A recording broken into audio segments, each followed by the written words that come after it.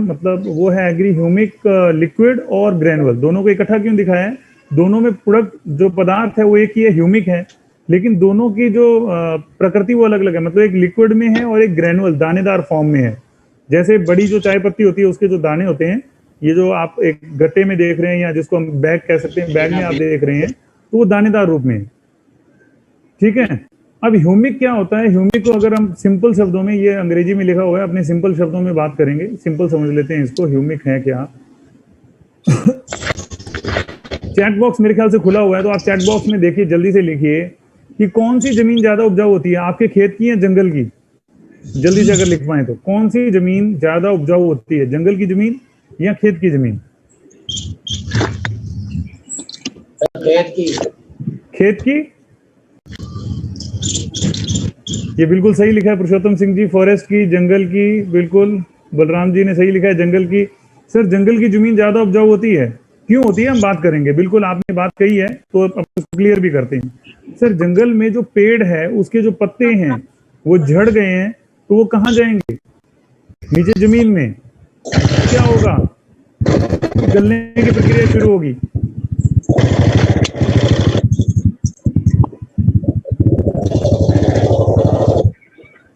हाँ जी।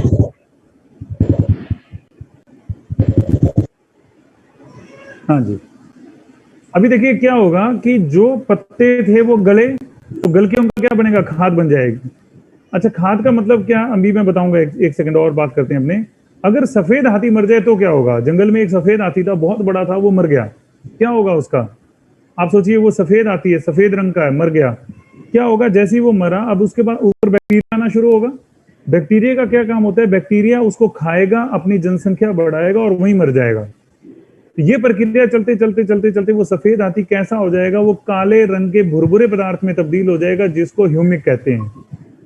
गोबर की खाद, गोबर की खाद की बात करते हैं अपने आमतौर पे। अभी अभी हमारी जनरेशन क्या कर रही है?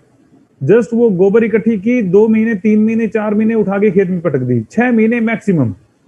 लेकिन सर जो लोग पुराने बुजुर्गों के टच में है वो समझते हैं 3 साल लगते हैं गोबर की खाद को सही तरीके से तैयार होने में। गोबर कैसा होता है?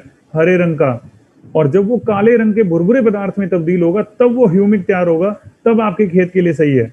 अदरवाइज अगर आपने कच्ची खाद डाली है तो ये भी बुजुर्गों से ही पता कर लीजिएगा कि कितना नुकसान वो खेत में करती है। फायदा करती है नो डाउट, उसमें डाउट नहीं है, लेकिन उसके साथ साथ क्या क्या नुकसान देती है वो भी आप पता कर लीजिएगा। ठीक है। तो अगर आप उस प्रक्रिया से गुजर सकते हैं, 2 साल 3 साल का इंतजार कर सकते हैं, खेत में एक एकड़ का एक खड्डा खोदिए, फिर उसमें आप गोबर की खाद डालिए, फिर उसको गलाइए, तो हम मना नहीं करेंगे सर, आप उस ऑप्शन पे जा सकते हैं, है ना, अगर आपको घर की खाद तैयार करनी हो तो। लेकिन अगर इतना बड़ा, इतना लंबा प्रोसेस आपको नहीं चाहिए, तो कंपनी यहाँ पे आपको बनी बनाई खाद जो है वो तैयार करके देती है, पत्तों को गलाकर तैयार करके देती है आपको।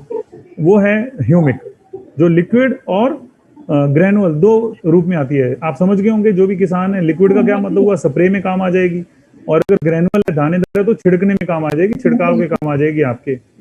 तो क्यों डालनी चाहिए हमें? ज्यादा पैदावार लेने के लिए, ग्रोथ पौधे के अंदर ज्यादा दिखेगी।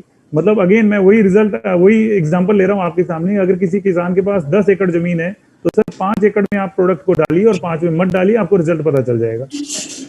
आपने एक तरफ 20 किलो यूरिया डाला है और उसके ऊपर कुछ नहीं हमारा प्रोडक्ट दिया, दूसरी तरफ आपने 15 किलो यूरिया डाला, एक तरफ 20 किलो यूरिया, एक तरफ 15 किलो यूरिया। उसमें क्या डाला है? पहला प्रोडक्ट हमने एग्री 82, दूसरा प्रोडक्ट हमने उसमें क्या मिलवा दिया? Agri humic. अब इसकी जो ग्रोथ होगी और उसकी ग्रोथ होगी, उसका आप डिफरेंस चेक कर लीजिएगा सिर्फ 7 दिन के अंदर अंदर। तो ग्रोथ के अंदर आपको इसका रिजल्ट मिलेगा, पत्तों की चमक जो होगी उसमें आपको इसका रिजल्ट मिलेगा, और 5 से 20% तक पैदावार बढ़ने वाली है। 5 से 20% कैसे बढ़ने वाली है? इससे ब्रांचेस बढ़ेंगी।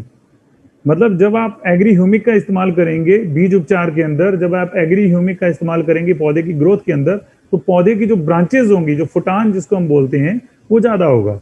तो ज्यादा होगा तो आप भी समझते हैं कि 5 से 20% तक पैदावार उसमें बढ़ेगी।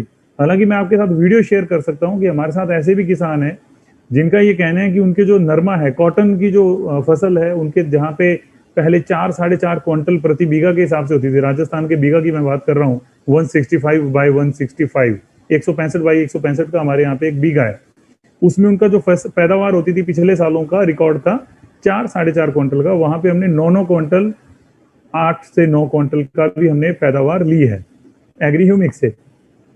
ठीक है, अगर हम सीड ट्रीटमेंट इससे कर रहे हैं तो अच्छा जर्मिनेशन इसमें मिलेगा, इसका भी हमने रिजल्ट लिया। ऐसी जमीन 10 बीघा एक किसान के पास जमीन थी जहां पे उनका पैदावार होनी बंद हो गई थी। क्यों? क्योंकि ट्यूबवेल के पानी लग रहे थे, पीएच लेवल सही नहीं था, और वहां पे जब हमने उसको एग्री ह्यूमिक से ट्रीटमेंट करवा के वो लगवाया तो उसका 100% जर्मिनेशन का रिजल्ट उसको मिला। रूट की जो है ग्रोथ अच्छी मिलेगी, जड़ का विकास जो है वो बहुत शानदार होता है इसमें। ठीक है, और उसके बाद मिट्टी में देखिए, अब आपकी फसल में भी काम कर रहा है, बीज में भी काम कर रहा है, और कहाँ काम कर रहा है? आपकी मिट्टी में भी ये काम कर रहा है। क्या मिट्टी में क्या काम करेगा? फसल की सॉरी मिट्टी की जो है, मिट्टी को भुरभुरा बनाएगा। अभी जमीनें क्या हो रहा है, ज्यादा से ज्यादा केमिकल डाल के सख्त हो रही हैं, तो उसको सॉफ्ट बनाएगा, भुरभुरा बनाने के अंदर ये काम करेगा। कितना इस्तेमाल करना है इसको, डोजेस क्या रहेंगी इसकी? ग्रेनुल्स जो है दानेदार जो है वो 5 kg की पैकिंग में आता है, और एक पैकेट 1 एकड़ के अंदर आपको यूज करना है। ठीक है, किसी भी फर्टिलाइजर के साथ में भी इसको आप यूज कर सकते हैं, मतलब आप यूरिया डीएपी के साथ भी मिक्स करके इसको डाल सकते हैं। अगर आप इसको प्लांट्स में डाल रहे हैं, जैसे अगर आपके पास कोई बाग है तो बाग के अंदर जो आपके पौधे हैं उसमें 100 से 150 ग्राम पर प्लांट के हिसाब से आप दे सकते हैं। लेकिन अगर पौधे छोटे हैं, साल 6 महीने 2 साल के 2 साल से छोटे हैं पौधे, तो 50 से 100 ग्राम ही उसमें आपने पर प्लांट यूज करना है। लिक्विड को आप यूज कर सकते हैं 250 से 500 ml प्रति एकड़। सीड ट्रीटमेंट में आपने इस्तेमाल करना है 5 ml प्रति केजी। अब इसमें ये मत पूछेगा कि कौन से बीज के ऊपर, कोई भी बीज हो, आप गेहूं लगा रहे हैं, आप कॉटन लगा रहे हैं, आप गवारे की खेती कर रहे हैं, मूंग की खेती कर रहे हैं, कोई भी बीज आपको बीजना है तो उस बीज में कितना लगाना है? 5 ml प्रति केजी। किस बीज में कितना ये नहीं है, केजी के हिसाब से ये है ना, 1 किलो बीज में 5 ml लगाना है। अच्छा, कोई ऐसी भी फसलें होती हैं, जैसे पैडी की फसल है, धान की जो फसल है हमारे चावल की, तो उसमें हम पहले तो उसको तैयार करते हैं बीज बो के, फिर उसको ट्रांसप्लांट करते हैं, एक जगह से दूसरी जगह लगाते हैं। तो उसमें क्या करना है, उनकी जो जड़ होगी उसको हम 10 मिनट के लिए डुबो के रखेंगे। किसमें? एक घोल बनाएंगे पानी का, जो होगा 5 ml प्रति लीटर का घोल होगा, उसमें हम उसको डिप करके रखेंगे और उससे बेहतर रिजल्ट हमें मिलेगा। अगर आप इसकी स्प्रे करते हैं तो 2 से 3 ml प्रति लीटर पानी के हिसाब से 2 बार स्प्रे की जा सकती है फसल के ऊपर। क्यों करनी है, हम बात कर चुके हैं उसके ऊपर। आगे जो प्रोडक्ट है बहुत ही बेहतरीन प्रोडक्ट है एग्री मॉल।